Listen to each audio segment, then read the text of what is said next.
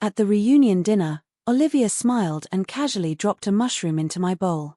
"Noah, the mushrooms you ordered," her words trailed off, as if caught halfway between past and present. "I didn't order mushrooms. And my name wasn't Noah." Noah, her ex, sat to my left, frozen mid-bite, staring at her. I could feel something unspoken flicker between them, something familiar yet painful, like a half-remembered dream. Olivia, quick to compose herself, was the first to look away. In that moment, the room seemed to pause. Laughter and chatter hung in the air, suddenly heavy and brittle. I held my chopsticks so tightly that my nails bit into my palms, but the pain barely registered. I kept my gaze fixed on my bowl, chewing slowly, pretending everything was ordinary. "They're a little burnt, just right," Olivia said softly, moving the mushroom to her own plate. She avoided looking at Noah again. Then, acting casual, she ladled a bowl of soup for me. "Drink something warm. You didn't dress enough for today's weather." I took the bowl, said nothing, and let her lead the way when we left the restaurant. As we stepped outside, Olivia tugged at my sleeve. "I'm gonna use the restroom. Wait for me here." Without waiting for a response, she hurried down the hallway. Something in me hesitated, then I followed. At the end of the corridor, Noah was there, tall and sharp-featured, wrapped in a long black coat that seemed to carry his presence like a shadow. Olivia's expression was tense. Words passed between them that I couldn't hear, and then he pulled her into a tight embrace. From my vantage point, I saw her hand freeze behind his back, fingers twitching as though unsure whether to reciprocate. But in the end, she didn't. She pushed him away and whispered something I couldn't catch. Noah called after her, his voice louder this time, tinged with hurt and frustration. "But you don't even love him. You just called him by my name. Olivia, you haven't moved on, have you?" Her steps faltered. She didn't answer. She walked away, silent, leaving the echo of his words behind her. That night, back home, we never spoke of what had happened. I didn't dare ask if Noah was right. Maybe because, deep down, I already knew. I stayed quiet as she pressed a gentle kiss to the corner of my lips and curled into my arms. "Let's sleep," she whispered. But I knew sleep would not come. That one name, spoken by mistake, had stretched an invisible chasm between us. Olivia, always composed and precise, had let something slip. Something that lingered in her heart far longer than I had imagined. I stared into the darkness, listening to the rhythm of her heartbeat at my back, fast and unrelenting. We lay so close, yet an entire ocean of unspoken emotions seemed to stretch between us. The next morning at work, gossip found me even before I had my coffee. In the break room, two girls whispered, leaning close as if the walls themselves would carry their secrets. "A guy came by this morning asking for President Lin," one said, voice low and conspiratorial. "Pretty good looking, asked for Olivia Lin by name. Don't you think," she trailed off, letting the tension hang. "Don't you think something's going on between him and President Lin?" the other whispered back. I froze mid-step. Noah. The name pierced my mind like a sudden strike. "What's his name? What did he look like?" the first girl pressed. The receptionist frowned, thinking. "I think his name was Noah. Handsome, kinda like some celebrity, but he had this arrogant vibe. I didn't like him." "I still prefer Jordan," the other girl pouted. "Isn't that the name of President Lin's ex?" the first whispered, almost gasping. I remember someone saying Noah was coming back. I had to step out. The gossip scratched at my thoughts, making my hands tremble. Once I returned to my desk, the words on the page blurred. My coffee was cold in my hand. My pen shook. All I could see was Noah. 7 years had passed, yet the fear lingered. The memory of him taking her away, the way he had once undone everything we had, came rushing back. Olivia and I had grown up together, childhood sweethearts in the truest sense. From kindergarten to elementary, through middle school and university, we had been inseparable. I had spent half my childhood at her house. Her mom loved to tease me, "Jordan, are you going to be my daughter's husband someday?" I had always blushed, head down, embarrassed, but there was something in those jokes I wanted to believe.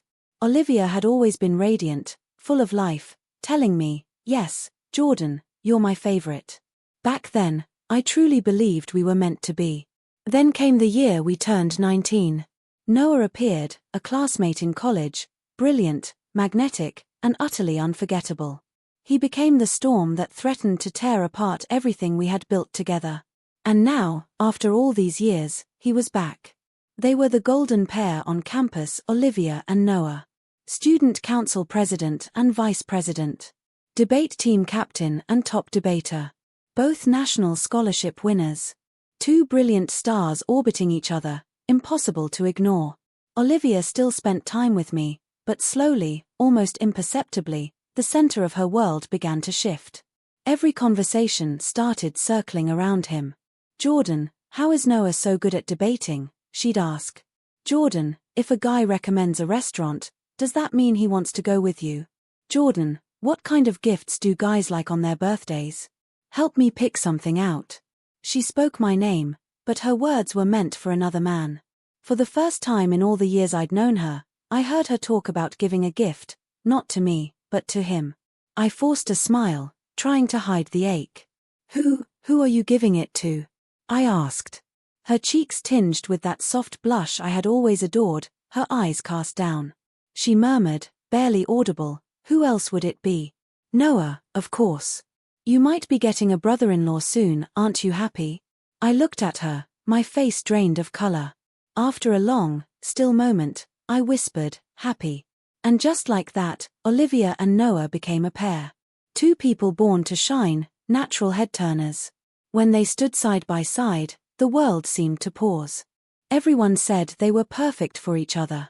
For 3 years, they were inseparable, the spotlight following them wherever they went.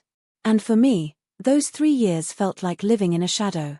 Olivia and I became strangers, though we had once shared everything. Part of me stayed away because I didn't want to interfere. But mostly, Noah was possessive. Every time he caught Olivia talking to me, it turned into an argument. Olivia, always careful not to upset him, even deleted my contact info. After years of being inseparable, we finally drifted apart. I remember going home alone that Chinese New Year. Olivia had gone overseas with Noah. The moment I stepped through the door, her mother rushed over, worry etched in every line.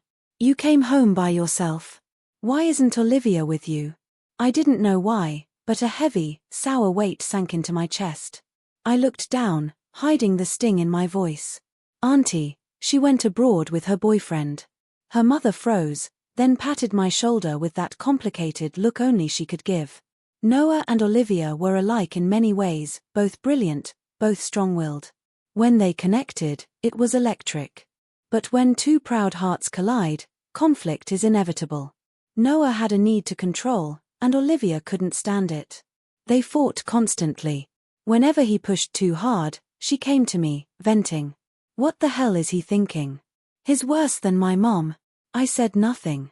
My words would have been useless. She didn't need answers anyway, just a place to spill her frustration. Drink, rant, and then, return to him. The breaking point came when Noah wanted to study abroad and insisted she come with him. But Olivia had started a company. She was riding the early wave of China's internet boom, determined to make her mark at home. She refused him and even tried to convince him to stay, to build something with her. Noah would not relent. Arguments escalated, until one day he finally snapped. Can you stop going against me for once? Are you coming or not? Then came the ultimatum. If you're not coming, let's just break up. No point wasting each other's time. Olivia's temper flared. Fine. Let's break up. If we don't, I'm the fool. Noah froze, stunned by her defiance. Then, with a last, measured look, he said, You've got guts, Olivia. And he left. Pride held her back from chasing him. But she hadn't expected him to be so ruthless. He flew out the very next day. That was it. They were done. Olivia was shattered. Nights blurred into drinks, into old classmates, into reckless attempts to forget. Simon eventually grabbed her, furious. Can you pull yourself together? If you care about him, go after him. If not, act like an adult. The company needs you. She said nothing, sitting alone all night. But the next morning, she was back to herself, walking into work like nothing had happened. And slowly, she and I reconnected. She even brought me into her company as a partner. 3 years later, on her birthday, I drank too much. Buzzed, my vision hazy under the soft lights, I saw her, the Olivia I had loved forever, so impossibly beautiful she seemed unreal. Years of buried feelings surged through me. I couldn't hold back. I leaned in and kissed her. She didn't speak. She just stared, eyes glimmering with every emotion we had ever shared, fractured reflections of the lights dancing across her face. And then, slowly, she closed her eyes and wrapped her arms around me, deepening the kiss. The next morning, cigarette in hand, I froze, unsure what to say. She slid her arms around me from behind, murmuring softly, "Jordan, let's be together." I asked, "Do you love me?" She didn't answer. She just held me tighter. The memories slowly began to fade as I watched the sky turn grey. Daylight slipped into night, the city streets flickering to life. Traffic formed lines of glowing lights, endless, like the pulse of the world outside. And in that moment, panic gripped my heart, a fear that the past, no matter how far behind us, could still shape everything ahead. I knew Noah's last rejection hadn't stopped him. That was exactly who he was, persistent, unstoppable, always getting what he wanted. It was so typical of him. Probably because life had always gone smoothly, he never had to fight for anything. But what about Olivia? My chest tightened, a dull ache spreading through me, tangled with confusion. I wasn't afraid of Noah, not really. What terrified me was Olivia. I was afraid that, deep down, she had never truly let him go. That unease lingered until after work, when Olivia came to find me, suggesting we leave together. We slipped into the car, and I wrestled with whether I should ask if Noah had reached out today. Before I could decide, Olivia spoke first. "Today.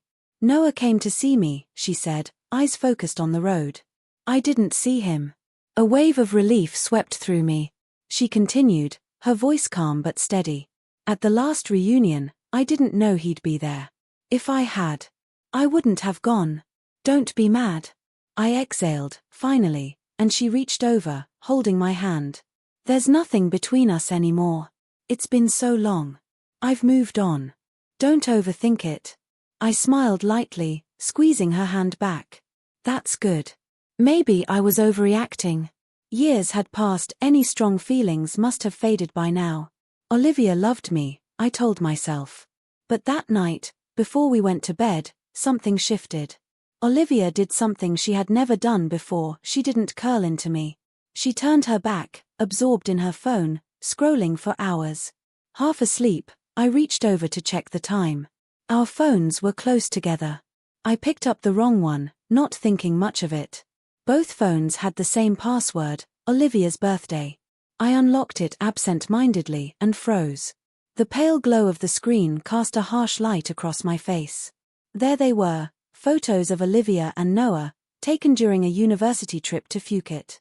Noah, wearing nothing but swim trunks, his arm draped around her waist, grinning. Olivia, water gun in hand, squinting at the camera with that mischievous smile I knew so well. I scrolled through photo after photo. I had always assumed she'd deleted them. She hadn't, she'd just saved them to the cloud. I looked at her peaceful sleeping face beside me, and a hollow emptiness swallowed my chest, as if the world had left a gaping hole. The cold night seeped deep into my bones. In that moment, I couldn't lie to myself anymore. She had called out Noah's name, and she had kept these pictures. Noah had been right. She had never let go. I knew Noah wouldn't give up so easily. But I never imagined he'd show up at our house, demanding to confront Olivia. That evening, a few of us old friends, co-founders of the company, were gathered at home, eating and discussing market trends. The doorbell rang, sudden and insistent. Olivia went to answer. And there he was, Noah, sunglasses on, the kind of presence that made the air feel heavier instantly. Everyone froze. I didn't speak, fingers tightening around my cigarette. Olivia stiffened. "Why are you here?" she asked. Noah ignored everyone else. His eyes were locked on her. "Why haven't you been answering my calls?" Olivia frowned, voice sharp. "We're over. Why would I take your calls?" I have a boyfriend now. Show some self-respect. Stop harassing me. Noah raised an eyebrow, leaning closer, voice low and intense. Olivia, you can fool everyone else. You can even fool yourself. But me. If you're really over me, why did you call him by my name? Ask yourself, have you really stopped feeling anything for me? The room went silent, the tension suffocating. I stood, expressionless. Noah, I said, voice steady, Olivia is with me now. It's not exactly decent to just barge in like this. Noah removed his sunglasses, his gaze flicking to me with a mocking smile. Jordan, right? I remember you. Watching from the sidelines while I was with Olivia. Pathetic. And now, you finally get to pick up the leftovers. His words hit me like a knife. He stepped closer. Do you know what Olivia used to say about you when we were together? That's enough, Olivia snapped, but he ignored her. She said you were like a shadow, he said, voice venomous, always following her, impossible to shake. She said, you were annoying. Everything around me seemed to fade. No pain, just numbness, the kind that comes from being stabbed so deeply your body hasn't even registered the injury. Olivia grabbed his wrist, voice fierce. What the hell do you want? You really don't know? Noah's tone softened suddenly, almost fragile. Olivia. I regret everything. All these years, I couldn't let you go. Can we start over? Her face twisted with fury. I waited for you like a dog for 3 years. Not once did you come back. And now you tell me you never stopped loving me? Noah, give me a break. He closed his eyes. I didn't dare come back. I knew, if I saw you again, I wouldn't be able to leave. Noah, always so dominant, so controlled, now revealed a vulnerability that made the air between them tremble. Olivia's anger softened, her eyes clouded with confusion, longing, and disbelief. Then, quietly, she asked, and what does any of this matter now? I have a new life. A trace of red rimmed his eyes. He leaned in. And in front of everyone, she didn't pull away. The kiss was light, a brush of lips, but it hit like thunder. My knees went weak. I felt like I had plunged into an icy lake, and the world had stopped spinning for a single, infinite moment. Simon was the first to break the silence. He slammed his hand onto the table, his voice cracking through the tension. Noah, what the hell is wrong with you? You're the one who ended it. And now Olivia and Jordan are practically engaged, and you come crawling back. Noah turned, eyes cold and unflinching. They're not married yet, are they? And what's it to you?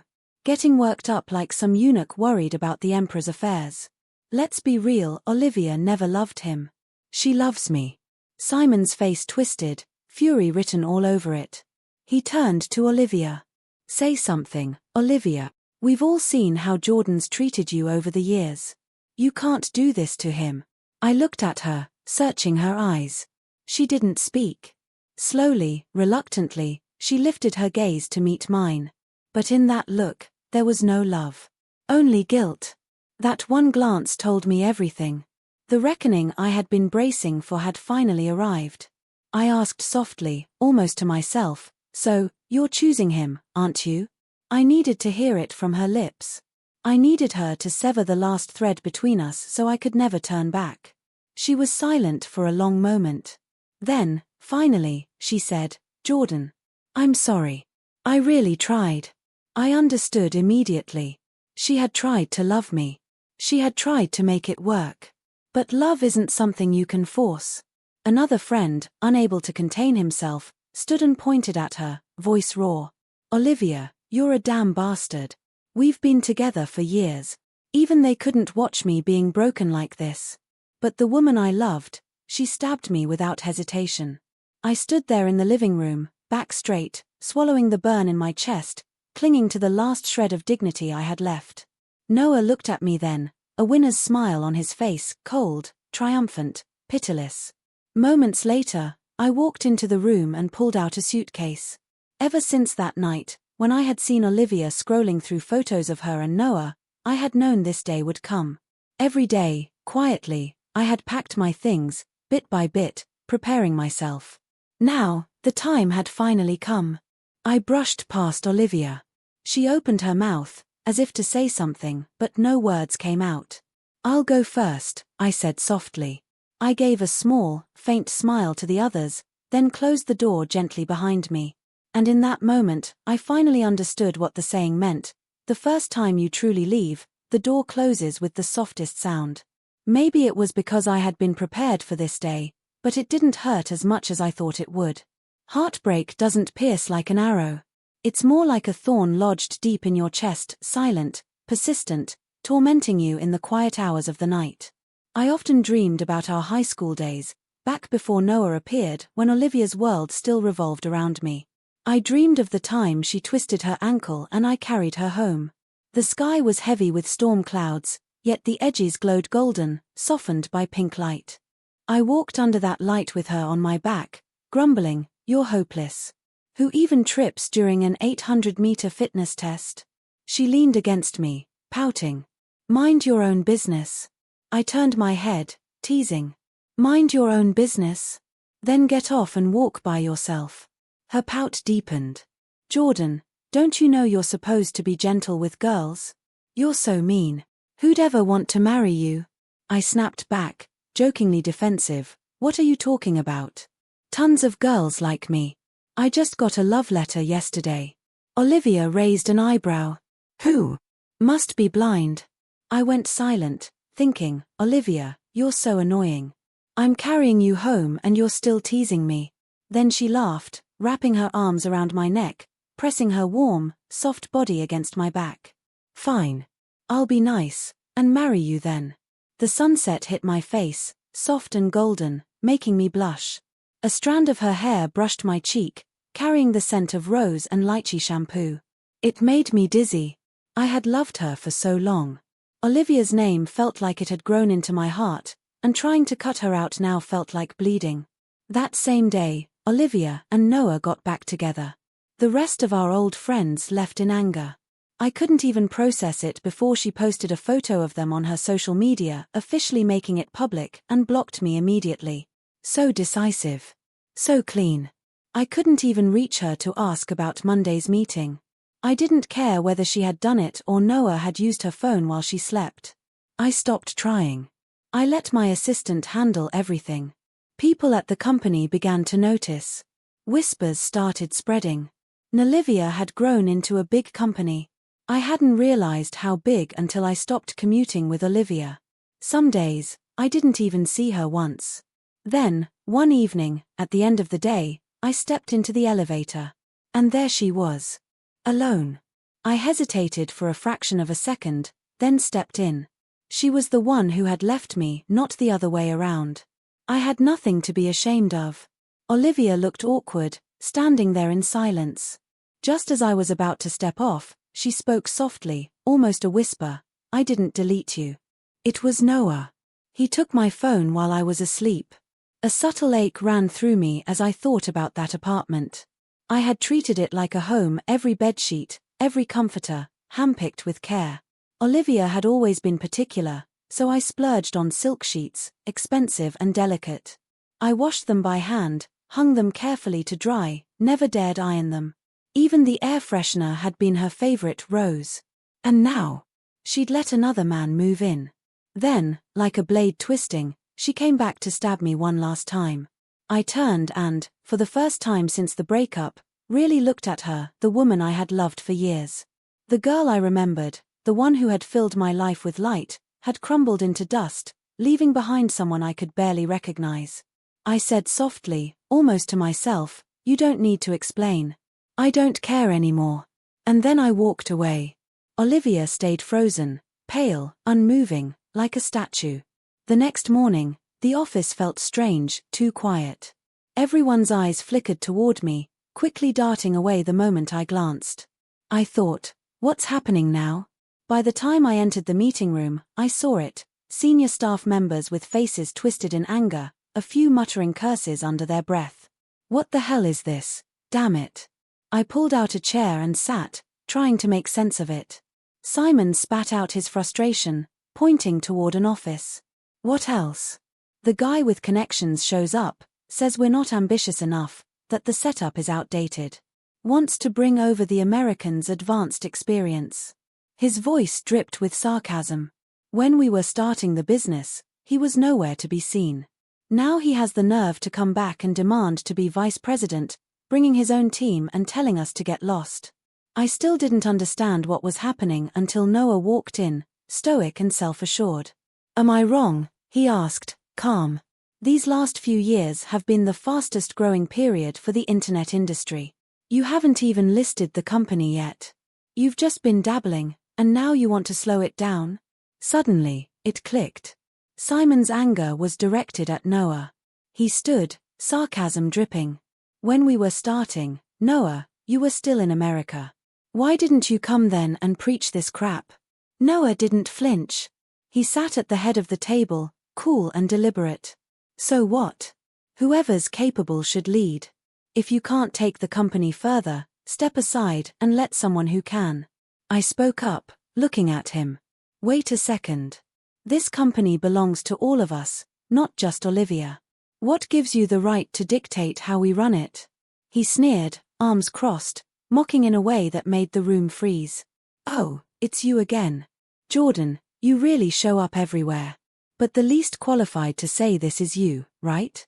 Then, slowly, almost like a blade, he spoke again. Do you know how the name Olivia came about? I stayed silent.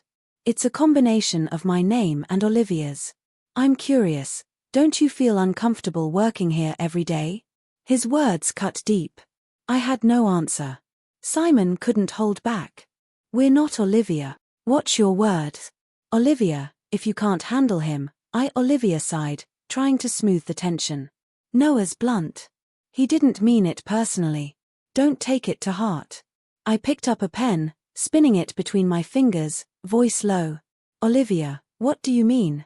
She glanced at me, her tone careful.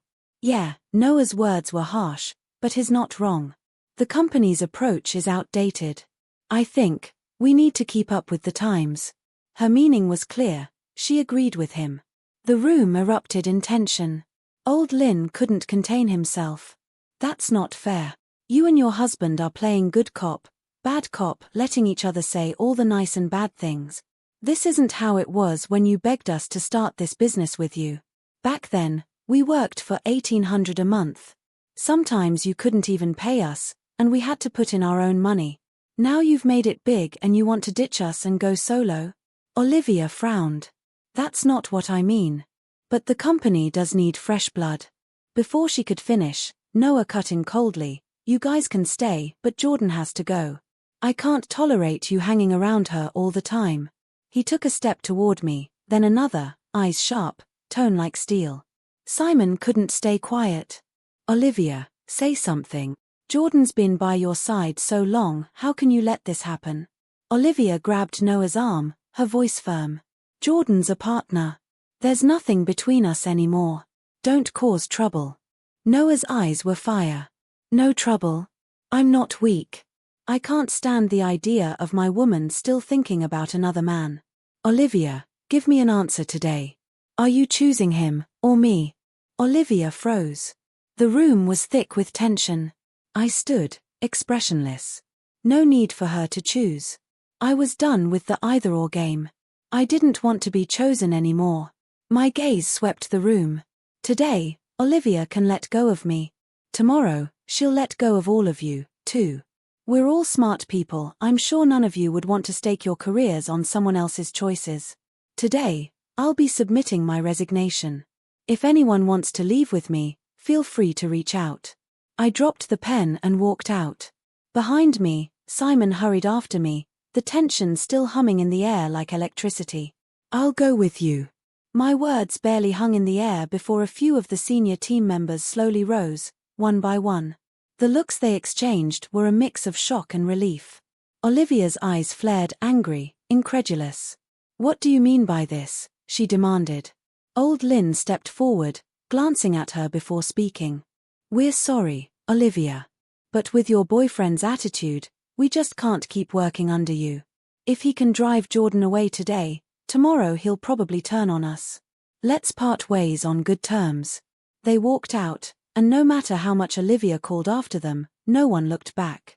I stood there, watching, calm. When I finally went to submit my resignation, Olivia's eyes followed me, swirling with a storm of emotions I couldn't name: guilt, confusion, something sharper. "Jordan, why do you have to do this?" she asked. I looked at her steadily. "What do you mean, why?" Her brows furrowed. "Why did you say those things to them? Don't you know the company will be in big trouble without them? We've been together all these years. Don't we even have a bit of goodwill left?" I raised an eyebrow, almost amused. "I never realized how shameless you could be. Is it contagious? Or maybe you and Noah are just made for each other." I didn't linger. When I love, it's intense. When I cut ties, it's clean, sharp, even if it burns like hell inside. But showing weakness to someone who doesn't love you, that only makes it worse. Even if it costs me, I'll make sure it stings her more. Olivia stared at me, disbelief plain on her face. I didn't respond. I threw the resignation letter on her desk. "Remember," I said quietly, "it wasn't you who fired me. It was me. I fired you." The old classmates who had worked with me left, one by one. Some out of loyalty, others out of fear. No one wanted to face the storm of Noah's presence. He had pulled Olivia into his orbit, and for the moment, he'd won her affection, and even control of Olivia. But he wouldn't have the last laugh. I gathered my team, and we started anew. We had the experience, the clients, the know-how. The new company rose quickly, strong and steady. The next time I saw Olivia was on New Year's Eve. Our homes were across from each other, so it wasn't surprising to see her and Noah downstairs. I didn't glance their way, just went upstairs. Time flies, I thought, sarcastically. Just a few months since the breakup, and she was already rushing Noah home to meet her parents. Lynn's mother opened the door, a smile on her face. "Jordan's home. Look at you, you've been eating well, haven't you? You've lost weight." But the smile vanished when she noticed Noah standing behind me. Her face turned icy. Noah, ever polite, greeted her with a smile. "Hello, Auntie." She didn't respond, turning to go inside, her expression unreadable. Noah's stiffened, like he hadn't expected this reaction. Before dinner could even begin, chaos erupted next door: cries, shouting, things being thrown. My mother, still bruised from the memory of Olivia dumping me, rushed to the door. "Lily, what's going on? Open this door."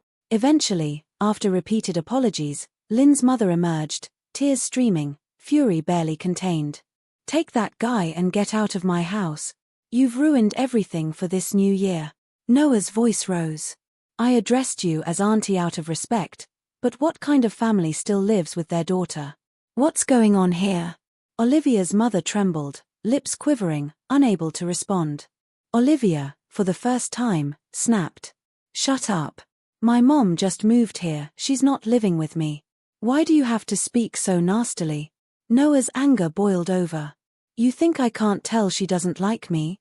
Let me tell you, kids overseas grow up independent. They don't live with parents.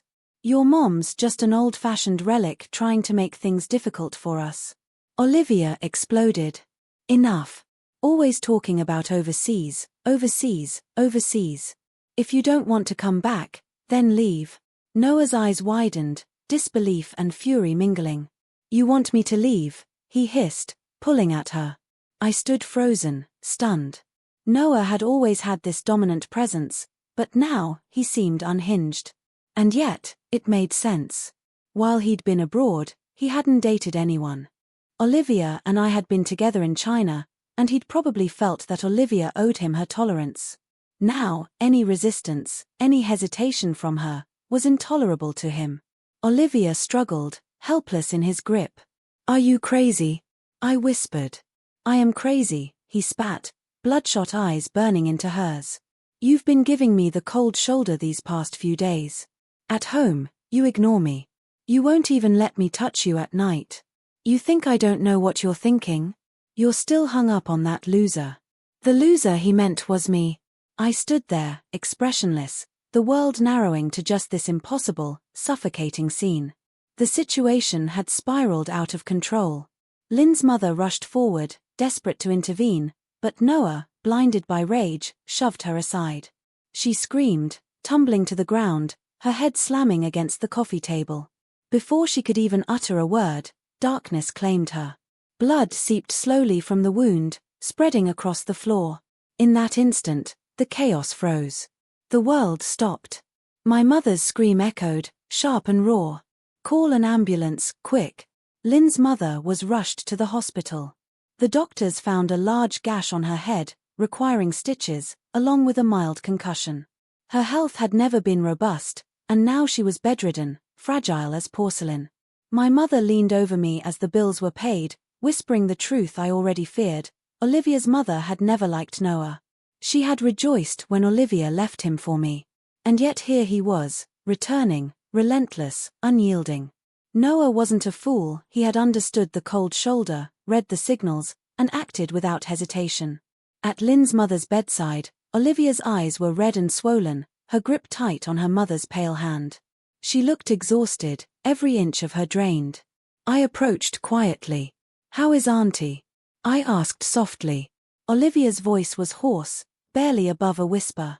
"She just took some medicine, and fell asleep." I nodded, silent, letting the room settle into its heavy, suffocating quiet. Just as I turned to leave, Olivia called after me. Her voice trembled with something I hadn't heard before: regret. "Jordan, do you think I've made a mistake?" I paused, weighing my words, and whispered, "You choose your own path. Right or wrong, you have to live with it." Back at the company, the chaos followed. Orders multiplied beyond our capacity, and we were stretched to the brink. I found Simon rubbing his red-rimmed eyes. "What's going on? Did we mess something up?" I asked. He looked at me, exhaustion written on his face. "Something's happening with Olivia. Big clients are canceling orders, and now they're all coming to us." Noah had brought his team, sharp minds with plenty of theories, but when it came to action, they froze. They mocked domestic clients, thinking them unsophisticated, clumsy. Even a simple golf outing turned disastrous, with Noah ridiculing them mercilessly. I shook my head. Was he out of his mind? Simon shrugged. "He's brilliant in some ways, but in running the company, disaster. Too arrogant, too rigid." That night, scrolling through my phone in bed, I noticed a familiar visitor, Olivia. Her profile picture hit me like a sudden jolt. She'd never cared about my Weibo before. Now, here she was, quietly checking, sneaking a look at my life. It stirred a strange ache inside me. Human nature is pathetic sometimes, isn't it? The things we can't have always seem the best. I blocked her account, finally silencing the temptation. Simon had been right. By February, before spring had even begun, Olivia's call came. Her voice was hollow, drained of energy, each word fragile and weary. "Jordan," she whispered. After a long pause, she almost begged, "Please, come back." My grip tightened on the phone. "What do you mean by that? Are you asking me to fix things for you?" "I broke up with Noah," she said, her words floating but not answering me directly. Yet I knew what she truly meant. She wanted me back. I'd imagined this moment for years, her returning, asking for reconciliation. Once, I would have exploded with anger, berated her, made her regret everything. But now, I was tired. Quietly, I hung up. I blocked her number. The good, the bad, the heartbreak, and the love, it was all over. Dead. A broken mirror cannot be repaired. Spilled water cannot be reclaimed. And then came July, scorching and merciless. Orders multiplied, but the real storm came from Noah. He couldn't accept losing Olivia, not truly. The pressure from the company, the constant push and pull with her, had frayed him to the edge. Under the pretense of talking, he drove them both off a cliff.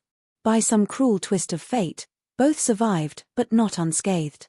Noah walked away with a few broken ribs, while Olivia's injuries were catastrophic. Her leg was gone. When Lynn's mother heard the news, she collapsed, fainting from the shock. When she awoke, her eyes burned red with fury, a fire that sought Noah. But even she could be restrained, not by mercy, but by the doctors who understood the danger she might bring. I went to the hospital to see Olivia. For someone so proud, So impossibly strong, the weight of everything she'd endured had finally broken her. She refused to eat, refused to drink, and in just a few days, the woman I once knew vibrant, alive, had withered into someone frail and skeletal. I barely recognized her. When I saw Noah again, the change in Olivia was undeniable. The love that had once softened her eyes was gone, replaced by a wildfire of hatred. She looked at him like she could set him ablaze with her gaze. And Noah, he laughed. A bitter, almost manic laugh. "This is the price you pay for leaving me," he sneered, his voice hoarse, heavy with resentment. "You thought you could run to that loser? Too bad, now you're crippled. Let's see if he even wants you." Olivia snapped. She lunged at him, fury fueling every movement. Several people scrambled to restrain her as she lashed out, each slap ringing hard against his face. His cheeks flushed red and swollen, his glare sharp enough to pierce steel.